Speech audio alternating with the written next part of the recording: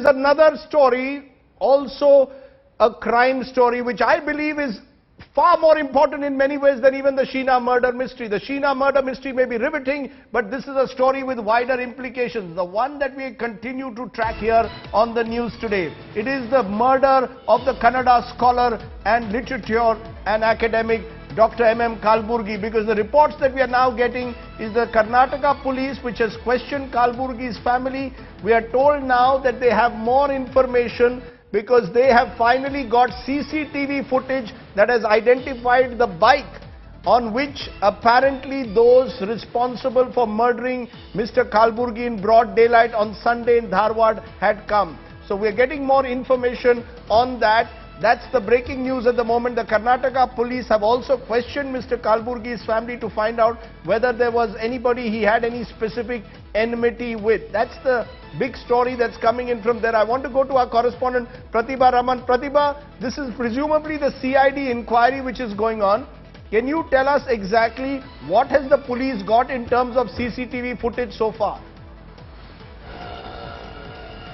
Well, in fact, the CID began its investigation today. There was about a 2-hour interrogation session that happened at the residence of Dr. Kalburgi, because the family had been in a state of shock. They waited for 2 days, and it's only now that they've gathered the statement as to what exactly transpired during the day and a little before that, right from the phone records to who were the last people who visited there.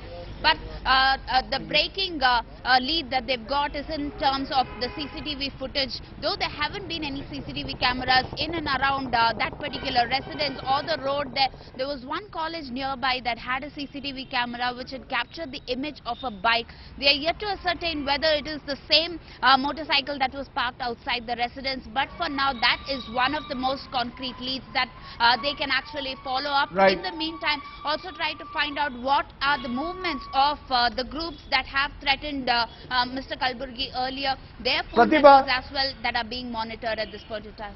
Pratibha, we are told that the CID team is going to Maharashtra. Am I to understand from what you are telling us that the CID team in the Kalburgi murder is going to Maharashtra, that there is a possibility that they are seeing the possibility of a link between Maharashtra and what happened in Karnataka, because it was in Maharashtra that the other 2 killings took place of Mr. Pansare and Mr. Dabolkar in similar circumstances?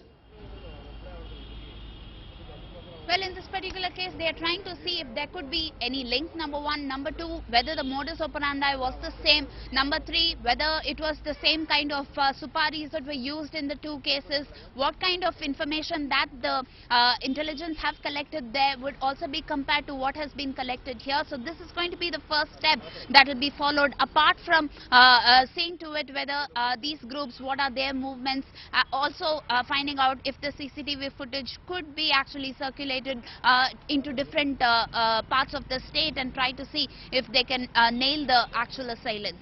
Okay, but they are looking at the possibility of links between Karnataka and Maharashtra is what you are saying. That's a story that we will keep tracking. As I said, the Kalburgi murder holds wider implications because in the 2 previous cases of Govindrao Pansare and in the case of Dabolkar, the killers have not been found. And this case has truly agitated, angered people in Karnataka and across the country. If a scholar is to be killed by unknown people, unknown groups, allegedly for his views, is it a personal enmity or are these organized groups which are operating is the big question. We will continue to track the Kalburgi story, the latest on that.